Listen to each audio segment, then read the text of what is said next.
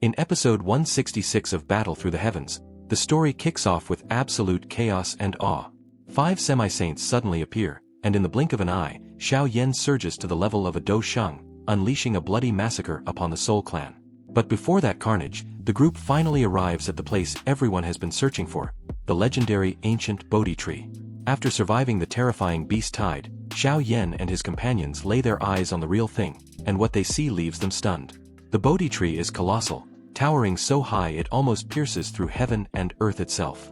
Its massive trunk feels like it's holding up the sky, while its canopy spreads wide enough to cover half a city. The air around it is filled with a strange, intoxicating purity, rich with vitality that even gives birth to illusions in the sky.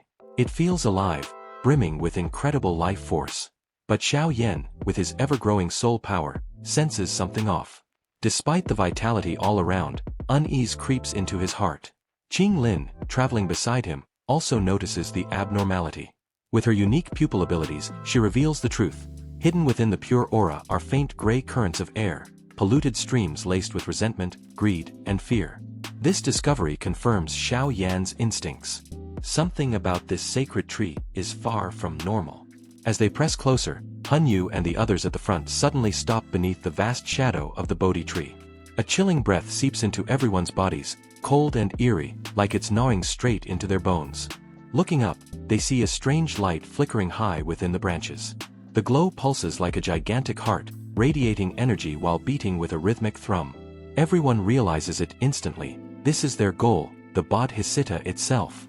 But before anyone can celebrate, the tree itself stirs. Its massive branches writhe and twist, then descend to the ground with a sinister movement. Slowly, the branches part, and from within, 5 figures step out. Their faces are blank, their eyes lifeless, yet the pressure they unleash makes even the strongest present feel suffocated. 5 semi-saints stand before them, or rather, what used to be semi-saints. Xiao Yan and Sooner quickly discern the truth. These are not living beings, but puppets, refined from once mighty semi-saints. The very idea sends chills down everyone's spines. Hun Yu stares in shock as he recognizes one of them, an elder from the Hun clan's ancient records, a powerhouse who had vanished long ago when the Bodhi tree disappeared. To see him now as a puppet, stripped of life and will, is horrifying. The situation grows dire. 5 semi-saint puppets against them. Even with Xiao Yan, Sooner, and the other elites, it's nearly impossible to face such opponents head-on. A single true semi-saint is already beyond what most Dou Zuns could handle, and now there are 5. Gu Qingyang whispers the question on everyone's mind. What do we do? Yet with the Bodhisattva right before their eyes, retreat is no longer an option. Xiao Yan steps forward, taking charge. He proposes a battle plan. Each team will take responsibility for one puppet. He and his companions will engage one head-on, while Hun Yu's group will face another. Zhou Feng of the Sky Demon Phoenix clan volunteers for a third. The last 2 will be tackled jointly by the remaining temporary teams, each pairing up to face a single puppet. Though risky, everyone agrees, their greed for the Bodhisattva pushing them into the fight. With the plan set, Xiao Yan wastes no time. His body flares with Dou Qi as he charges the nearest puppet. The puppet reacts instantly, its palm strikes so fierce it shakes the very space around them. Sooner, Gu Qingyang, and a dozen others launch a flurry of attacks, barely dispersing the strike. In the chaos, Xiao Yan quickly notices something crucial. The puppet's head seems to be its weak spot. Activating his Vajra-glazed body, his figure enlarges, and his golden fist smashes into the puppet's skull. The counterforce hurls him back more than 10 steps, but not before a crack splits across the puppet's head. Seizing the moment, Xiao Yan shouts for everyone to target the head. The team rallies under his command. Sooner and Gu Qingyang unleash the terrifying Great Extinction Finger technique, 2 beams of annihilating energy piercing through the air. Their strikes land with precision, colliding against the puppet's skull. The combined assault proves too much. The puppet's head bursts apart like a shattered melon. Its body stiffens, strange energy leaks out from its neck, and then, just like dust, the once fearsome puppet collapses into powder. Xiao Yan releases his Vajra form, breathing heavily as he checks his team. Aside from himself and Sooner, nearly everyone is injured. Even Gu Qingyang is nursing wounds. Without hesitation, Xiao Yan distributes pills to aid their recovery. Around them, the other battlefields rage. Hun Yu's group has already sacrificed one of their Soul Palace elites but are managing to suppress their puppet. The Sky Demon Phoenix clan suffers heavy casualties but still holds firm. The 4 temporary teams, however, pay the highest price, with several Dou Zuns falling before they finally manage to bring down their puppets. When Sooner suggests they help the others, Xiao Yan refuses firmly. He knows too well that these alliances are fragile. The moment the puppets are destroyed, everyone will turn back into competitors for the Bodhisattva. Lending a hand now could backfire. Besides, he's already figured it out. These so-called semi-saint puppets aren't true semi-saints. If they had been, taking even one down would have been impossible. Eventually, all the puppet battles conclude. Hun Yu himself crushes the head of his clan's fallen ancestor, cold and ruthless. Jiu Feng's group wins too, but not without losing 3 of their strongest. As for the temporary alliances, they survive by trading lives for victory, collapsing exhausted once the final puppet crumbles.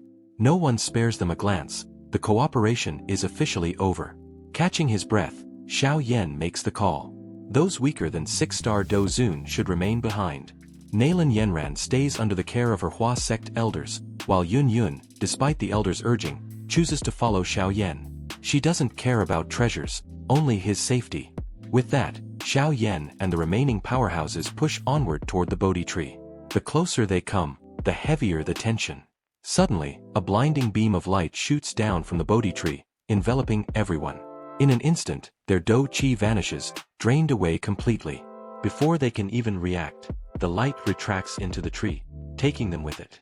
From a distance, Nalan Yenran watches in horror as Xiao Yan and all the others vanish without a trace. Inside, Xiao Yan awakens to a vast white world, empty and silent. His mind feels hazy, his memories muddled. Confused, he stumbles forward until a strange ring of light appears. After a brief hesitation, he steps through, and in that instant, it feels like centuries pass. When his senses return, he finds himself standing in an endless grassland, eerily familiar, the ancient domain. Yet this place is barren and lonely, as though he alone exists. Then, the silence shatters. A deafening roar echoes across the land, and on the horizon, a crimson tide begins to surge closer. His eyes widen in shock. It's an overwhelming beast tide, a wave of countless ferocious beasts rushing straight toward him. Xiao Yan instinctively raised his hand, and in that instant, a terrifying force unlike anything he had ever felt before exploded out from his palm. Within 100 feet around him, every ferocious beast that dared step closer, no matter how strong, was reduced to ashes in an instant. Xiao Yan stared down at his own hand, utterly stunned. The sheer destructive power was far beyond anything he had ever imagined. This was the strength of a Dou Sheng, the realm he had dreamed of for so long. Overwhelmed with exhilaration, Xiao Yan threw back his head and laughed wildly at the sky. But his laughter quickly twisted into bloodlust. The hatred he held toward the Soul Clan and the Soul Palace boiled to the surface, and his killing intent soared. Right then, the Soul Clan team led by Hun Yu appeared nearby. Xiao Yan's eyes glowed blood-red. Without a shred of hesitation, he charged straight into their ranks. With a single devastating strike, several powerful members of the Soul Clan were blasted into bloody pulp. Screams filled the air, but they were cut short one by one as Xiao Yan's wrathful assault turned the battlefield into a river of gore.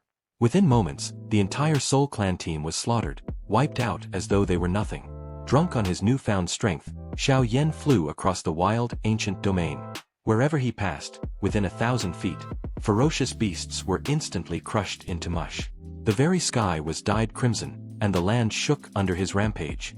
In just 10 minutes, he crossed the entire domain, reaching its edge. His face twisted with bloodlust, his eyes red and deranged. He had almost completely lost himself to the intoxicating pleasure of slaughter. But just as he prepared to push forward, a faint humming sound came from the ring on his hand. A cool, refreshing energy surged out, the aura of the Bodhi seed. In an instant, clarity returned to Xiao Yan's mind.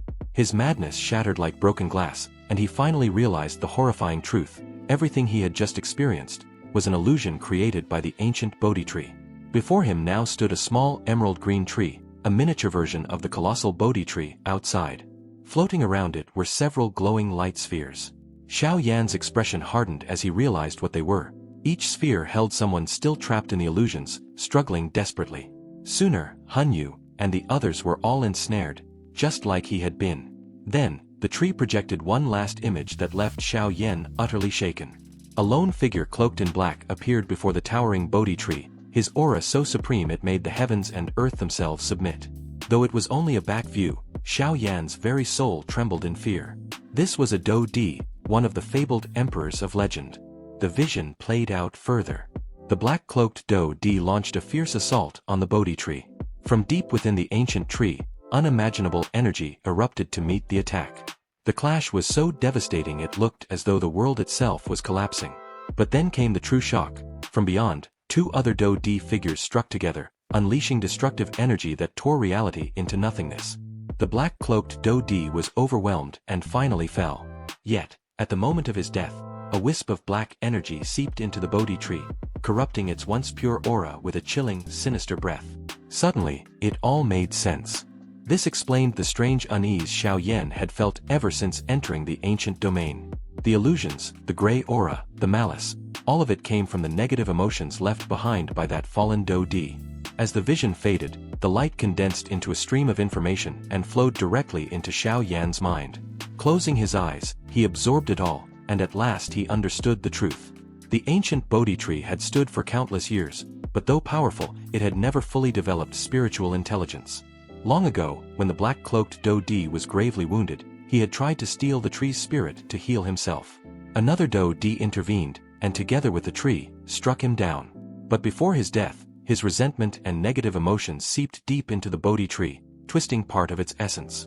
Now, within this single tree, two opposing spirits coexisted: the original pure, kind spirit, and the corrupted, evil spirit born of those negative emotions. The endless illusions were the work of the evil side. The tree swayed gently before Xiao Yan, as though pleading for his help. But Xiao Yan could only smile bitterly and shake his head. Even with his current strength, how could he hope to cleanse the evil left behind by a Dou Di? It was far beyond his ability. At that moment, the tree revealed another light sphere. Inside, Xiao Yan saw a blazing flame refining a Bodhi seed, releasing a pure aura strong enough to counter the corruption. The tree was showing him the solution. If he were willing to sacrifice Bodhi seeds, he could purify it. But Xiao Yan's heart sank. The Bodhi seeds were unimaginably precious, each one worth a lifetime of cultivation. Using them just to purify the tree was something he could barely stomach. Exhaustion weighed down on him after refining just a single Bodhi seed. Muttering that he needed to rest, Xiao Yan was suddenly enveloped by a branch of the Bodhi tree. It pressed him gently onto an emerald green cushion that appeared out of nowhere. The moment Xiao Yan sat, pure energy surged into his body like a rushing tide. His pores opened involuntarily, and streams of clear energy visibly rose from the crown of his head, pouring out into the air.